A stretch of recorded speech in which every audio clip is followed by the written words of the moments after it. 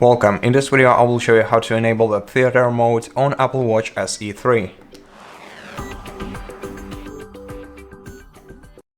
First, press the side button on your Apple Watch to open the control center and then scroll down the tiles list until you find the masks icon, tap on it and then tap on cinema mode, and this way you will enable the theater mode.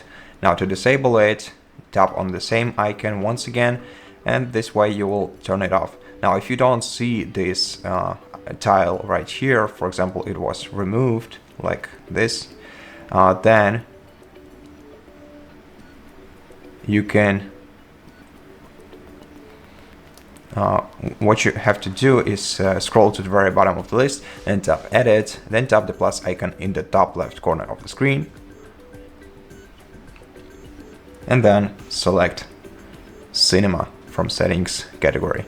Now you can also align this tile on the styles menu by holding it down and then placing it somewhere on this menu, and then just press the digital crown to apply changes.